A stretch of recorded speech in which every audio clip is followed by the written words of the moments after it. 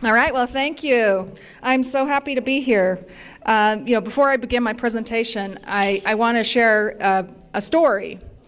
When I was in graduate school, I got my master's in public administration, and I took a nonprofit management course, and we had an assignment to write a paper about how the nonprofit sector had impacted our own life, and we just had to pick one. And as I started thinking about the assignment and my life and nonprofits, it became pretty clear that nonprofits are critical to the quality of our lives. And so here's a few examples. I was born in a nonprofit hospital. I was in Utah. I was Intermountain Healthcare. Here, that might be Sharp Healthcare or Scripps. How many of you knew that was nonprofit? I attended college at the University of Utah. Go Utes! Nonprofit.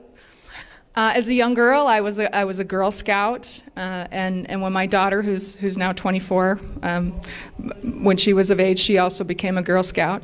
In fact, I volunteered to be a cookie mom, and that was a big job. And I remember driving to the bank with $5,000 and $1 and $5 bills. It was crazy. And then, when my brother decided to break free from drug and alcohol addiction after 40 years, he sought services from a nonprofit provider. He now has 6 years in recovery, and he's actually running the program that helped him get clean. And then finally, I want to introduce you to, let's see if I go the right way. Oh, I got to click it over there. And do I go up or down? Down. There we go. All right. In our family, we like to say rescued is our favorite breed. And so this is Beaker and Taffy, my dogs. And thanks to a couple of animal welfare organizations, they had the opportunity to come to my place. And Beaker on the left, he was actually used in laboratory medicine, and he was released, and I adopted him when he was 2. And then Taffy on the right, she was found abandoned in a field. So I'm certain that if you had the same assignment, you would find that nonprofits are, that's where it's at. I mean, it's about enriching our lives from the cradle to the grave. They make life better, more safe, more enjoyable, less painful. And so thank you for your service to the community. I'm hearing you're starting nonprofits.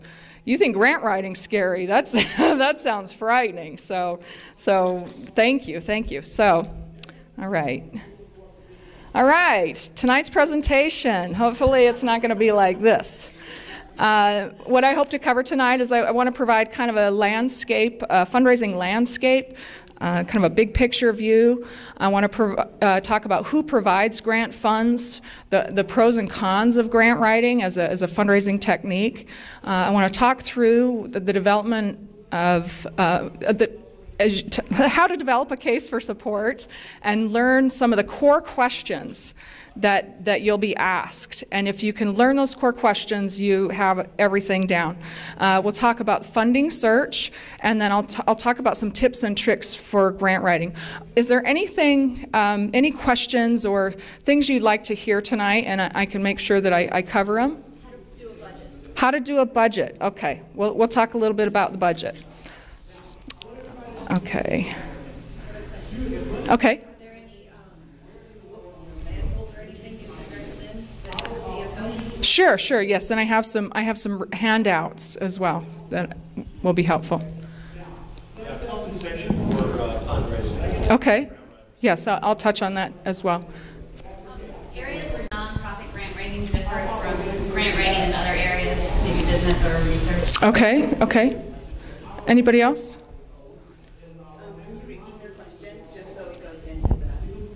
Okay. I'm like, it's all over now. Too late.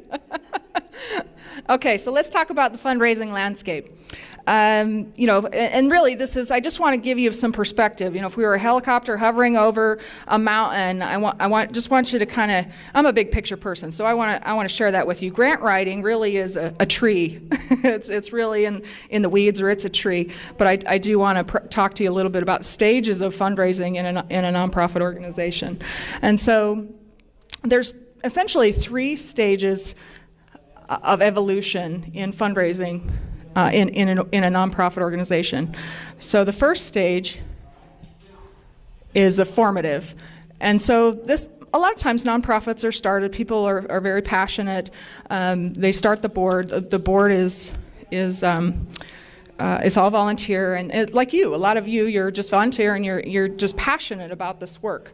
And sometimes you have a source of funds that's provided, but you need to raise money, and it's really just about the money. There's no relationships really there. It's very transactional. It's about bake sales and car washes, and it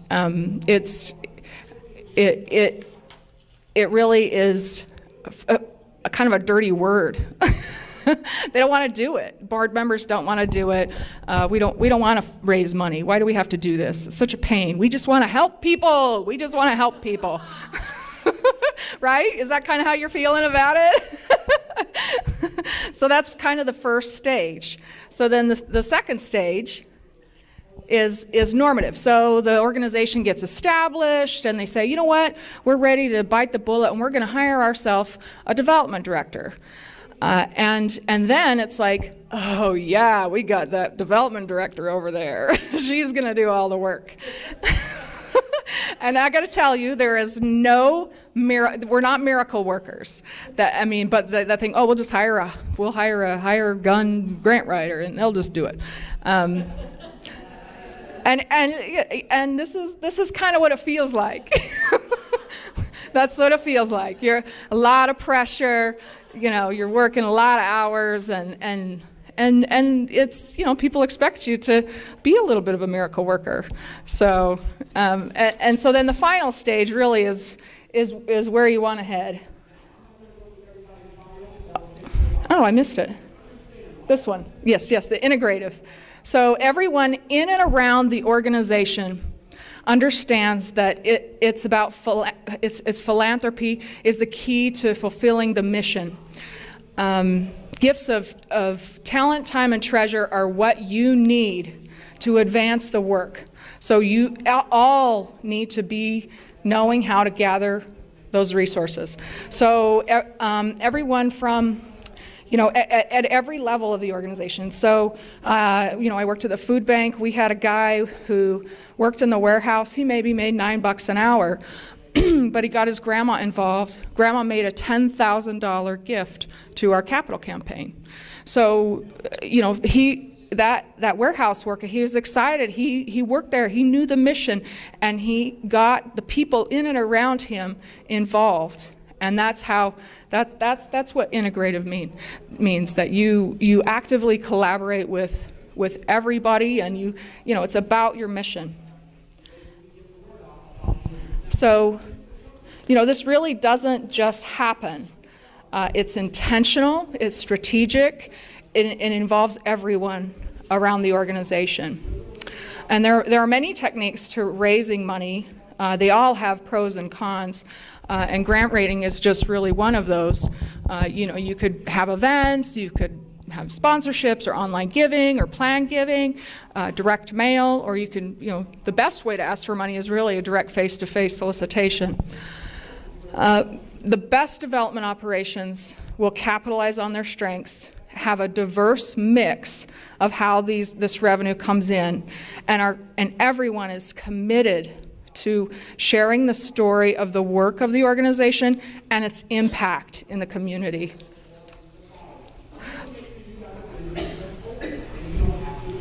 So I included this. This is, donors actually have rights. This is, you're not going to be able to read this at all, but this is a donor bill of rights and a code of ethical principles from a professional association, the Association of Fundraising Professionals. And here is where I'd like to talk a little bit about compensation for grant writers, because this is a common question. If I write a grant for $16 million, can I take 5% of that? And the answer is no. that is in the for-profit side, that's business as usual. In the nonprofit side, that would be considered unethical. And so if you're going to go hire a grant writer and they say, oh well, I'll just take portion of what it is, I would caution you to not hire that person, because that's considered unethical. And what it really does is it skews the charitable intent of that gift. So, you can provide bonuses, like say, you can give your fundraiser a fundraising goal. If you meet the goal of $1 million this year, we'll give you a 5% bonus. Or, you can outline a bonus structure, but you can't tie that bonus directly to any one gift, if that makes sense. I hope that clarifies that. That is a common question about grant writing. Okay, so let's talk about the pros and cons of grant writing. Okay, so on the pro side, they tend to be larger gifts. $2,500 is not a lot of money in the grant world. I mean, that's an entry-level gift most of the time. $1,000, $2,500, depending on the source. So that makes them very cost-effective, because in an afternoon, I can write a grant that's going to bring in $10,000 or $15,000 that we might raise in an event that we spent 6 months for. It's got a really high rate of return, so the return on investment is high.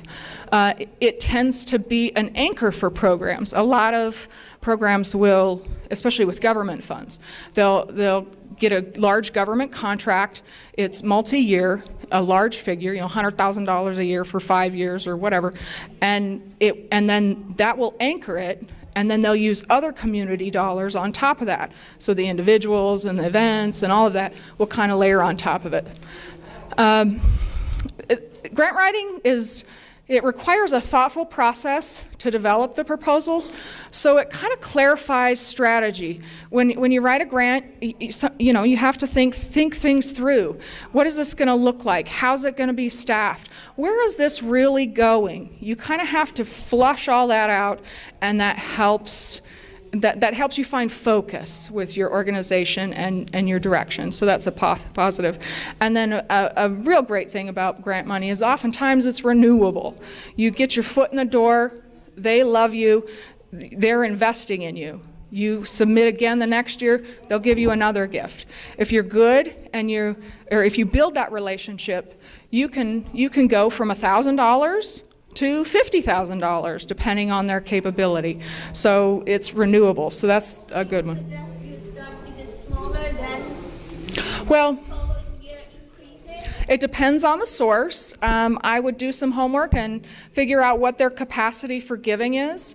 And if it's a new donor, if I've never had a gift from them before, I would do whatever homework I could to figure out how they like to fund. If let's say you figure out $5,000 is their average gift, and you're asking for the first time, and maybe you have some connection, I would ask for $1,000, or maybe $2,500, and then I would engage with them. I would engage in a courtship with them. I would build that relationship, and then next year I'd ask for $5,000. If they've seen your place and you're doing good work, that's kind of how you incrementally move them up. The fundraising is all about relationships. So if you can do that really well, you'll win. So the cons are that you have a delayed decision. If you need a lot of cash right now, grant writing's not the best way to go about it. The delay may be anywhere from a month to 6 months before you get notification of an award. So that's a con. It's deadline driven. Those deadlines, it's like you have to hit them. And so it demands consistency. It's also a one-way communication. You really don't have any opportunity. If they're reading your proposal and they're like, what did they mean by that? You have no opportunity to have a rebuttal or, what I meant to say was, and so it's kind of a drawback. It's always restricted. This is probably the biggest con with grants, is that by their nature, you write in the grant, these funds will be used for X. And that is exactly what you have to use those funds for. So you have to keep that in mind. requires monitoring and consistency. So once you get the award, once you get the grant, it requires, I mean, it's a new relationship. You got to tend to it, and they require reporting. And government has the most extensive requirements. And yeah, this is you got to be thoughtful about these things. And then of course the data collection and reporting. A lot of times, in your grant, you're telling them, what you're going to do, how you're going to evaluate it, and so then that means you have to collect all this data in your program, and in order to prepare those reports, and that can be kind of a pain. Okay, so there's 4 primary sources for grant funding for charities. There's foundations, corporations, government, and then there's other sources. So foundations they can be family foundations, they can be corporate foundations, and essentially, if let's say you're affluent, you have a lot of money, and you want to give back, and you want to start a foundation, you want a vehicle to make gifts to your passion. So you'll put money in an account, and it will accrue interest. And that money is sheltered from taxes. It's a nonprofit. And by law, you have to distribute at least 5% of the assets every year. So what that means is if I invest in the market or whatever the return is, I'm going to give away. But the law says I have to give away at least 5%. So just as an example, I looked this up today. The Bill and Melinda Gates Foundation, they currently have assets of $41.3 billion. So each year, if you do the math, and I know Robbie back there, he's doing the math in his head, they have to give away at least $2 billion every year. So their foundation is very sophisticated. They probably have a couple hundred staff. They're a full-on organization, and so that's the Bill and Melinda Gates. And then there's all these small family foundations who maybe have $50,000 to give away, and they sit around the kitchen table once a year, and the family decides how they're going to distribute that money. So it varies. Here in San Diego, we have more than 600 foundations making grants totaling $287 million every year. And then an additional $200 million comes into the community from foundations outside of San Diego. Is there one place to find that information, or do you have to do a lot of research in different areas?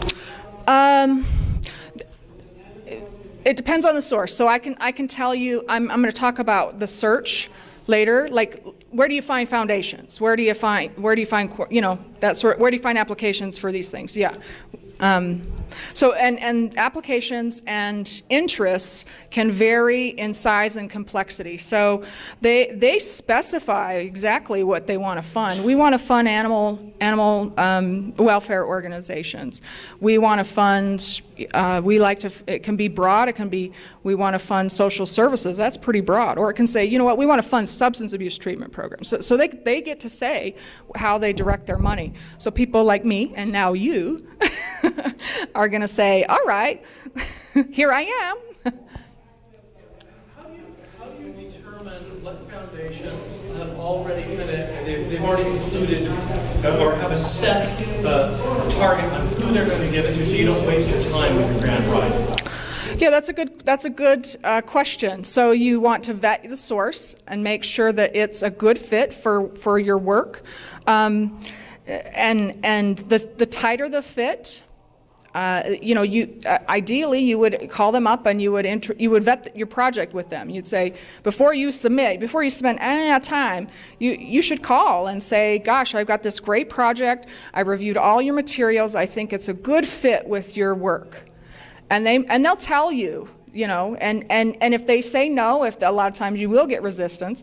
But if you feel like it's a strong enough fit, and they're especially if they're local, and you can get their ear somehow, or you have a board member or somebody who knows somebody, and you can somehow showcase your program, that is helpful that will help your application, because you'll have had a date or two with them.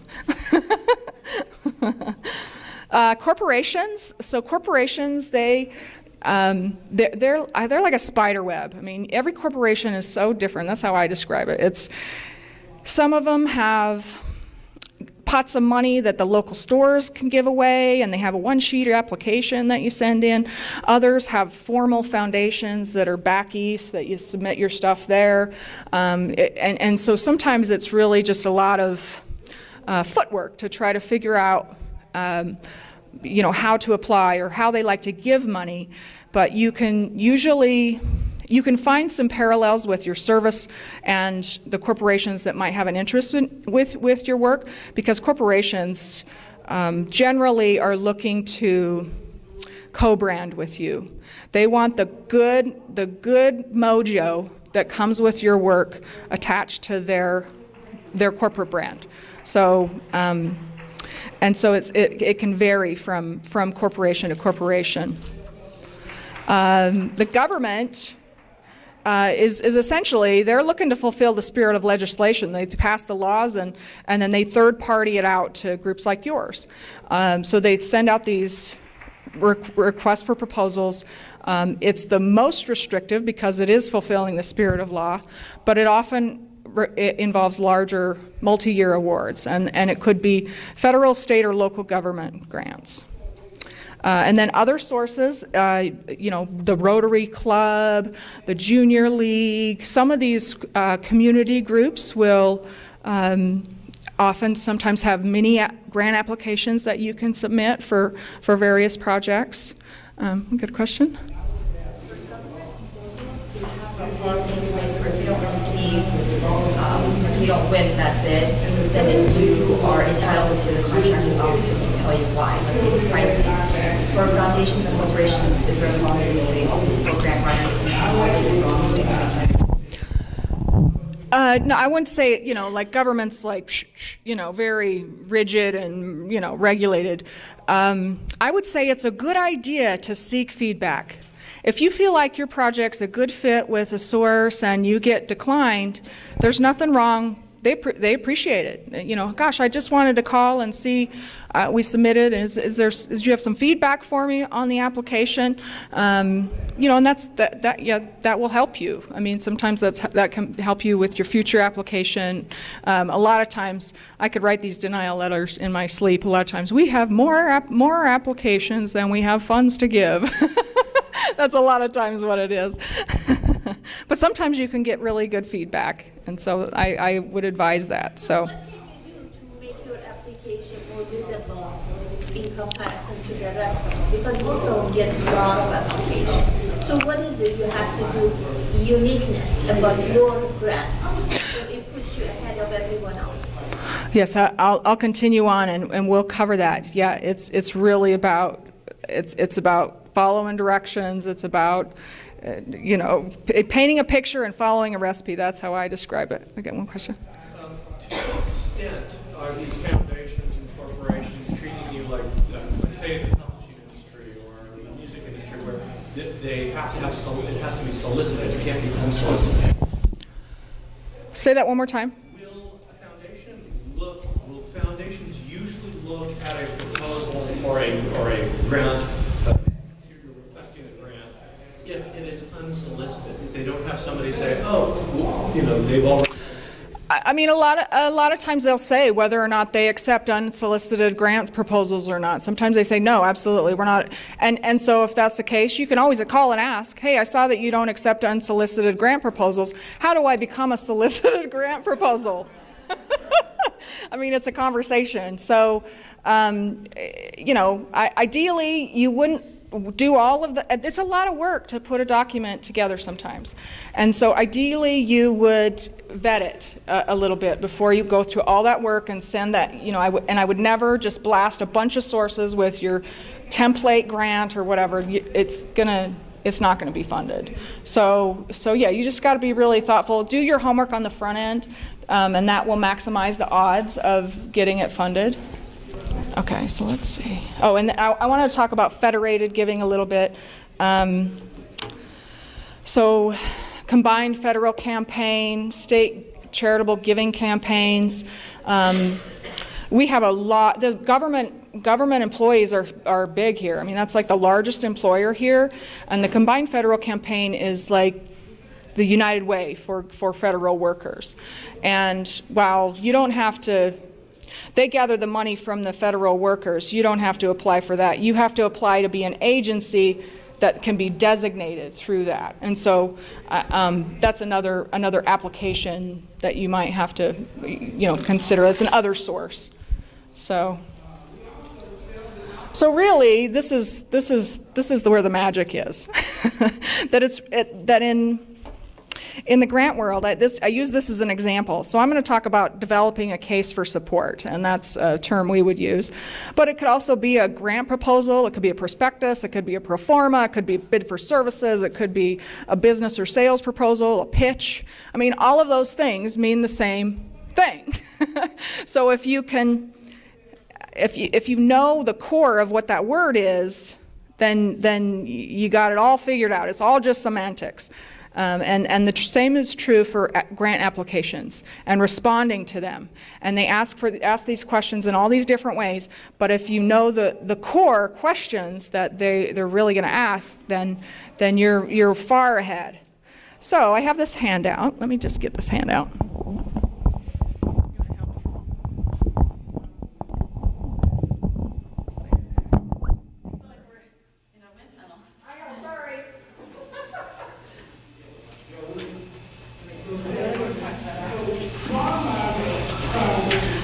So I came up with, do I need this really? So I came up with 15 questions that you really, before you search for funding and go to any efforts, you really should think through the answers to these questions. Sometimes it is easier to have an application to respond to, but these are core questions that you're going to be asked.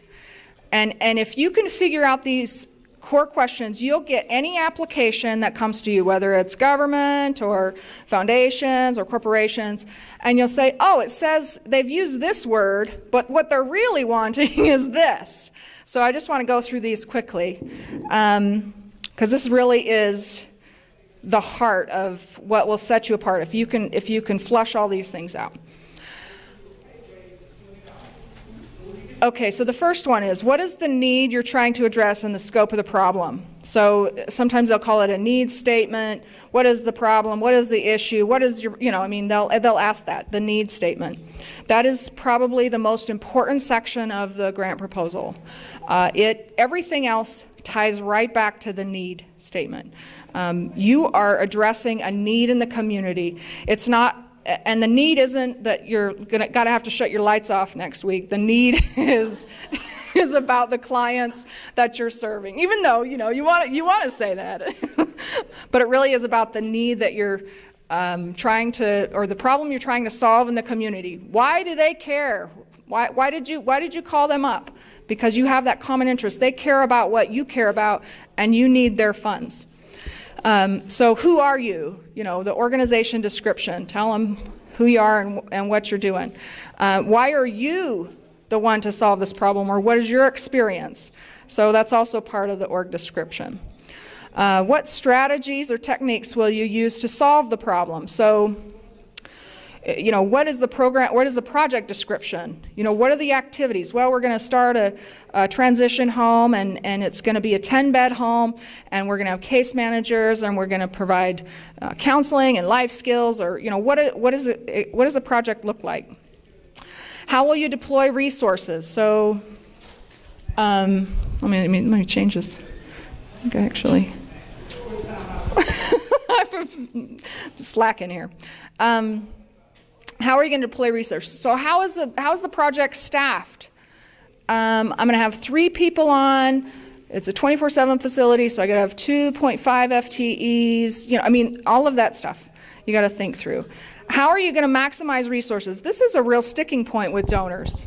They want you to maximize the money they give you, so they want you working with everybody. They want you to partner. They want to know it. They want you to have volunteers involved in your organization. They want you to know that there's an organization down the street that delivers similar services, but you do it a little bit differently because the need warrants it. You really need to be thoughtful about that. And then what are the project goals and objectives? What are you trying to accomplish with your program or project? What is the time period?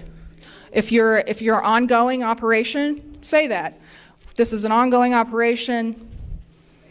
We run on a July to June fiscal year. Tell them that. It's an event. We start the planning in June. We have the event in December. How you evaluate its success. This evaluation is also, like, they want to know you're working with others, and they also want to know the return on their investment. What is the return on their gift? And the last time she talked, Frances, right? She talked about return on mission. They want to know the difference that their money made, or in the community. Your investment helped return 10 women home to their family sober. Your money, whatever that is, that you just need to describe that for them. How will you share those results with them? In terms of, you got to report back to them. And then what will it cost? Somebody asked about budget. And so you have to think through all of the elements of your staff and the utilities and everything that goes into that project and how much it's going to cost. Who has supported this project? Most of the time it's considered pending and committed sources. They want to know who's come in already. They look at those lists. Who's given you money already? And who have you solicited, who are you anticipating soliciting for this project? And because they're investing in your project, and they want you to have your eggs in multiple baskets because they want your project to be sustainable. They want sustainability in their investments. So they want to see that you're kind of out there and that you're gathering resources from a bunch of sources. And then what is the capability of your team to solve this problem? That's your key staff. A lot of times I'll ask for key staff. We've got a master's level social worker who's been doing counseling for 30 years. Just tell them why they're on your team. And then how you'll share information with the community. How will you get the word out about your services? Or how will you market this information to get clients in, or that sort of thing? And then how will you acknowledge their contribution? So these questions are, if you can just answer these, and these are just core questions. And I can pick up any grant application, and you'll see the similarities. They'll just use different words. So this takes a little bit of time to fill this out, to do this work. This is what scares people about grants. Because it takes a lot of thinking and processing of information and refining. And when I said that grant writing is a pro, it's a positive thing, is it helps you define your focus, and it gets you clear on what you need to do. A challenge as a grant writer for me is most of the time I'm not the one administering the money. I write the grant. I have to tease some of this out of program directors and get it in the document, but I'm not going to be administering it. And so they have to own it, because if that money comes in, they have to do it. It's like a contract, and they'll be reading it and they'll be saying, "Oh, you mean we have to do this? What? You just changed my job description." And so you really need to bring them along in the process, because once that check comes, or once that contract comes, you're committed. It's, you have to do what you said you were going to do. So any questions about these questions? This really is where the magic is. This is where all the work is. Do you like itemize the budget and everything like that? Like, how would you general outline, or even if you had to pay a grant writer to get the grant, like you would put $2,000 like the grant writer or whatever it is. She She asked if you itemize the budget. Just wanted to share that. Yeah. If you usually I'll do a simple budget that speaks to salaries and just high level line items. Sometimes they have a specific format that they want it in. They want 3 years history and they want certain categories of stuff. And sometimes you have to take the financials that are prepared and squeeze them into their format. But I think sometimes people forget certain expenses. They forget to include certain things that are activities in their organization, supplies, and I usually would try to roll those up. You don't want to put like art supplies and toilet paper, and you don't want to be like that. It should be itemized. It should be kind of high level. But everything in that budget needs to tie back to your description. And that description needs to tie back to, the need. Everything should tie right back to the need. And so those expenses should be reasonable to what the project scope is. Everything you should have this line that just ties the need statement ties everything together. So I hope that helps. Do a lot of grants that are granted, do companies put those on their website so people can see a sample of the grant that won? Do some companies do that? They're not going to do it, but you can ask. If you know of somebody who got an award, and you're partners with them, you're collaborating with them, that's brilliant. That's a great idea, because if they got an award, then you're looking at a fundable application in their eyes, and so that's always helpful to do that. So I got a question back there. Do you recommend a certain time to be established when you're applying for a grant, maybe like a year or 2? So she asked if you have to be established to write a grant, and I would say you have to have a C3. There's certain attachments and requirements that they have in, you have to do this narrative, this big narrative, but then they also require that you have your C3 letter and that you have an audit. If your income isn't so great, you don't need to do an audit. A lot of times they'll just take your financial statements, and that's fine. How often is it acceptable to change your budget when you're in the formative stage versus other stages? Say that one more time. How often is it acceptable to be modifying your budget when you're in the formative stage of a nonprofit versus the other stage? Like just as an operation? Right, because, for instance, there's going to be a lot of exploration that goes on, and I personally don't know, and I can't project yet all the specific expenses that there is going to be. Yeah, that's you have to do your, what is a budget? A budget's just a projected plan. It's not concrete, so you have to do your best to try to ballpark some of those expenses. Yeah, the reason that I'm asking is that because I'm wondering from the grantor side, how they're looking at a copy of the budget, and then say you're a well-established nonprofit, are they then looking at that going, and are they scrutinizing, well, why did your budget change so much this year from the If there's huge variances, they will ask questions, but like say, if you submit a proposal and it's got a certain project budget in it, and then stuff changes, maybe you had to close something, or maybe you pick something up, and then they give you the money, it's a conversation. You should really just have an ongoing conversation with the people that are giving you money, or you want to give money. That's what I would say, but really, let's see, the best acronym I've heard is a SWAG. Sophisticated wild ass guess. That's what your budget is, right? Is it appropriate to put the salary of the grant writer in the proposal, or? I don't know. I'm not familiar with that. If you can put the salary of the grant writer in the budget, and I've never done that before. Usually unrestricted funds are what pay for your development staff. So the money that comes in that is not earmarked for anything, that's what pays my salary usually. So I know you can usually book in an evaluator, or as part of the project, somebody to come in and evaluate the project, but to include the grant writer's salary, I've never done that. Have you? Are you? It speaks to what you were saying earlier,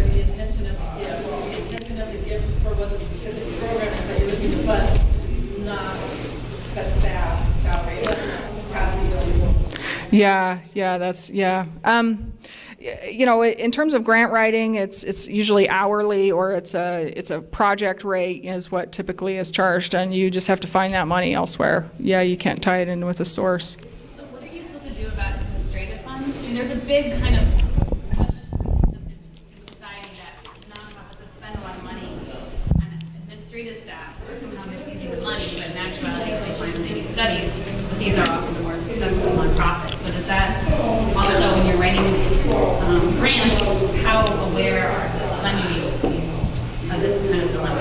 I think they're becoming more aware. The federal government just passed a regulation that allowed people to write in 10% admin. There's this myth that nonprofits can't or need to operate with these low admin, like the lowest ever, and you have to have accounting, you have to have development, you have to be a sustainable, viable organization. Those are real expenses, and so I think things are starting to shift there.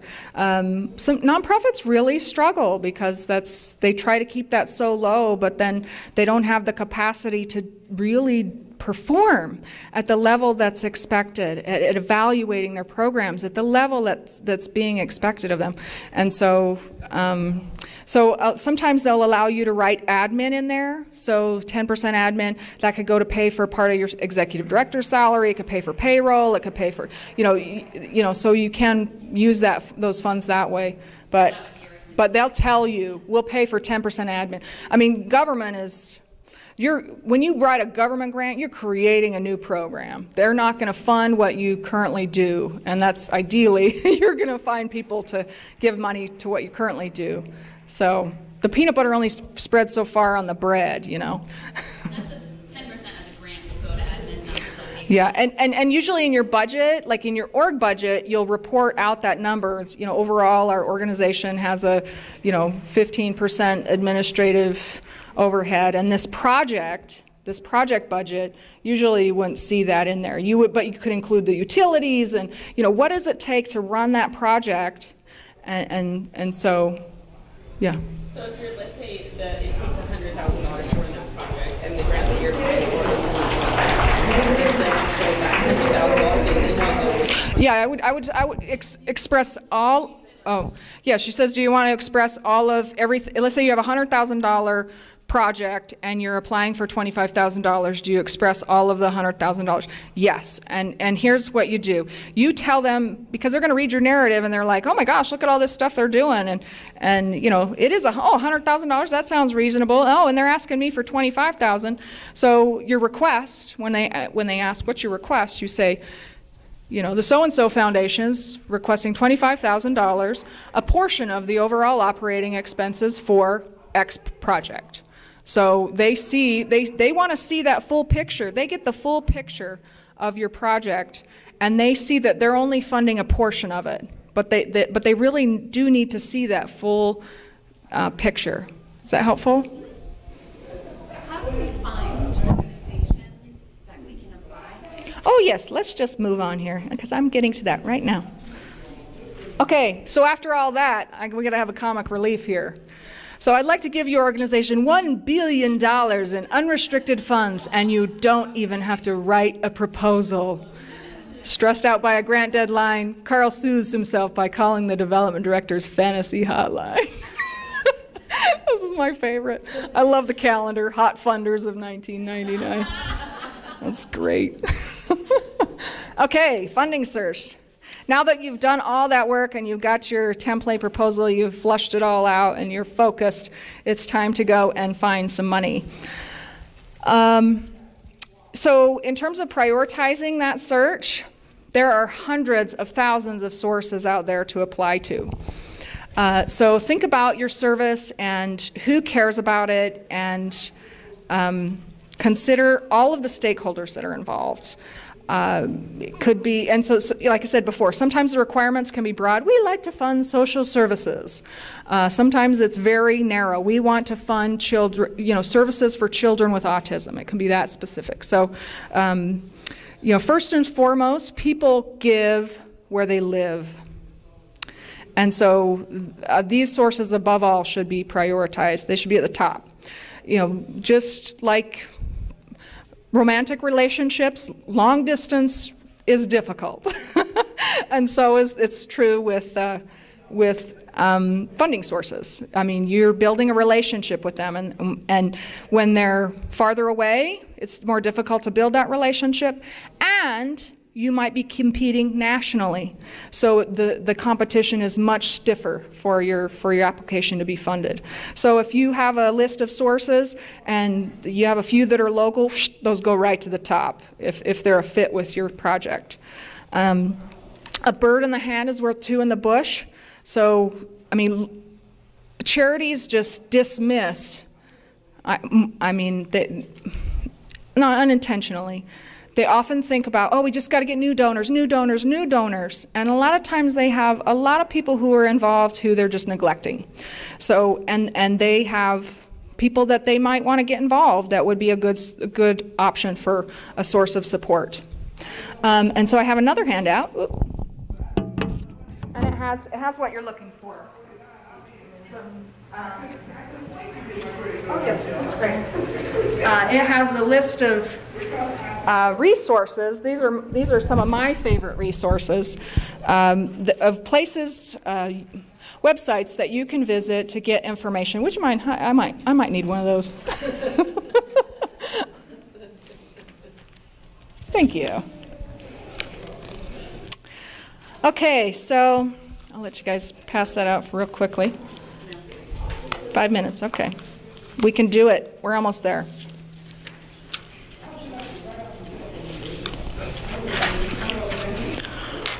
Okay, so some of these will provide information about giving, but I've found them to be fabulous free resources. Sometimes they say, oh, you can get this subscription for $500 a year so you can search our database to find sources, and I wouldn't do it. I just won't do it. You can find all that you need for free. That's what I found. So the first one is give.org, and this is really, some of these are, you wouldn't go there to find sources, but it really is a great site to look and see what the accountability is for charities, and what some of the standards are that they've come up with are pretty good, that you should think about for your charity. GuideStar.org is a fabulous resource that allows you to look at any sort of 990 of any nonprofit.